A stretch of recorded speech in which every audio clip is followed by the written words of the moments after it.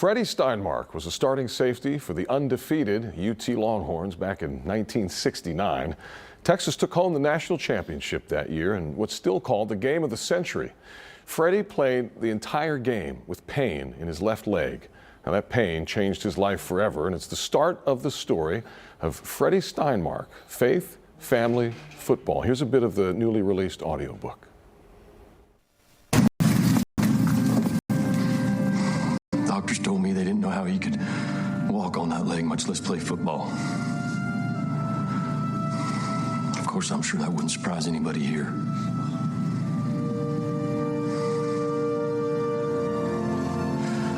And your teammate is in the fight of his life.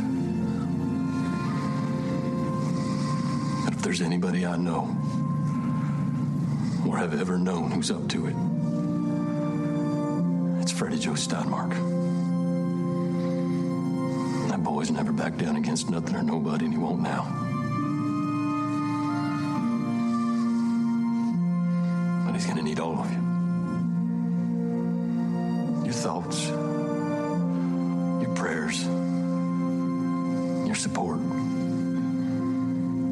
I was just numb, Rick Neighbors recollects. Joining us more to share more about the book and Freddie is his brother, Sammy Steinmark, and Bowery Yusey, a longtime friend and teammate before college, right? You guys played high school ball together, didn't you? Thank you guys for being here. Thank you. And sharing some of Freddie's story. Tell us what prompted you to write this book. Well, that clip that you just played is from the movie My All America, which Texas Oilman Bud Brigham was very supportive of, and very supportive of us writing the book. Freddie's mother, Sammy's mother, wanted the rest of Freddie's story to be told because the movie ends with the Cotton Bowl. And Freddie lived 17 more months. And so that's the reason we wrote the book, to give his full story. Yeah. And yeah. What was it about those 17 months that were really life-changing for him? I mean, this was like the end in that sense. After they won the national championship against Arkansas, 2 days later he finds out he has cancer, and 5 days after that they amputated his leg at the hip. So he went from the very top of the mountain, national champions, to utter despair. And yet, how he handled that, it made everybody's life different because he just accepted it. Met it with grace. As Coach Royal said, he met cancer like he met everything else, head on, jaw to jaw.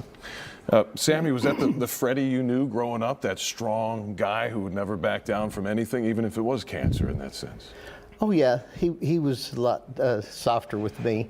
You know, he would basically take care of me all the time, and I'd go with him everywhere. And so the best thing about Freddie was his smile, and he loved to have fun, loved to laugh.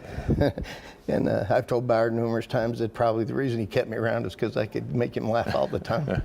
So a little bit different. Yeah. Well, I mean, there are just iconic pictures of him on the sidelines with that smile, that beautiful smile that we all remember. And there's a shot of him famously, and it's on the cover of the book, where he's standing there with his crutches. And here's a guy 20 days prior had his leg cut off, and he's standing on the sidelines as UT plays. Was it Notre Dame in that game? You know, and he wanted to play for Notre Dame. And they said, you're too little, you can't play for us. And so when he found out we're going to get to play against him, he was so excited. And then the diagnosis.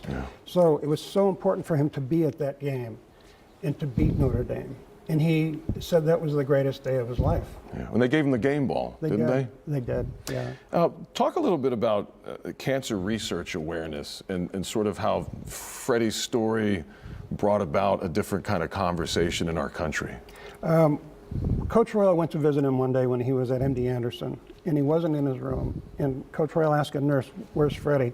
And he was down in the parking lot trying to learn how to use his crutches because he was going to go to that Cotton Bowl. And the nurse said to Coach Royal, "Coach, this is a very sad place. Everybody here is going to die until that kid showed up here. Everybody's upbeat. He makes us happy. He's brought so much life to MD Anderson." And he did that. That's how he affected everybody. That was the effect he had on President Nixon too. Right. Tell me a little bit about that, what happened with President Nixon.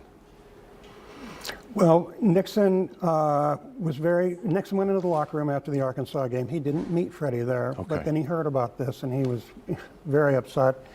He invited Freddie to come to the White House with Fess Parker, and he ended up declaring war on cancer, inspired by Freddie's story. And the significance of that was that prior to the war on cancer and the National Cancer Act of 1971, we only put $5 million into research. And after that, the first year it was $1 billion. And he set up the legislation so that it went right to the president's desk for signatures. No attachments for anything else. Isn't that Made beautiful? A big change. Yeah. Sammy, I understand that in the audiobook you voice some of your brother's statements and things. How tough was that for you? It's always tough for me to, talk about Freddie. Yeah. But I thought it was a great honor. I was really surprised that Bauer and Tom asked me to do that. But Tom seems to think I sound a little bit like Freddie. So, Bauer, you think so? They sound I don't alike? think so. I do, yeah. But- And in the audiobook, you actually can hear Freddie talking about his cancer and what his hopes are. So you can compare them a little bit. Right. It was an interesting thing to have Sammy reading Freddie's words. Yeah. Sammy lived that whole thing, and so then to do it again as his brother was Yeah. it's pretty emotional. We had to stop a few times and Sure. cry some tears. And Sure. But Was it therapeutic at all? Did it help you maybe process yeah. the story even more? Or Oh, absolutely. Every little bit, and every time I talk about it, it helps me therapeutically. But, the thing that I really want people to know about Freddie was he was very confident. There was never a doubt in his mind that there was a plan, through God. And his faith drove his life. That's the way he was.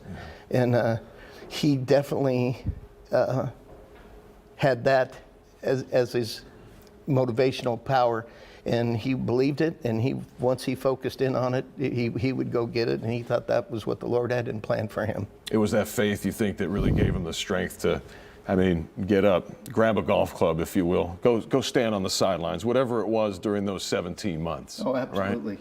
Absolutely. Yeah. He was honoring God the whole time. What about the Steinmark Award Scholarship? What's that all about? after he passed, a sports writer in Colorado said, we need to have some kind of an award to recognize the top senior boy in Colorado sports, scholastics, citizenship. And he named it the Fred Steinmark Award. And to date, there have been 53 boys that have won this award, 51 women. The reason there's 2 less women is because after the first 2 years, Mr. Steinmark went to them and said, women are athletes too. They deserve to be recognized. So from now on, I want women, and that's how that happened. No kidding. Dave Logan, who is the voice of the Denver Broncos now, was the very first winner of the award.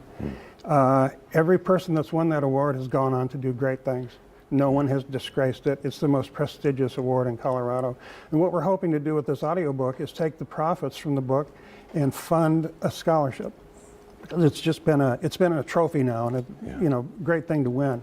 But there ought to be a little bit of a cash, some kind of a scholarship. All right. So where can people get the book? Where can they get the audiobook? How can they be involved? And there was a documentary too, right? A movie that was put out as well. Well, My All-America was out, but now we're working on a documentary also. Okay. Those guys did Texas 6, and they just finished doing a thing about the Kentucky basketball team.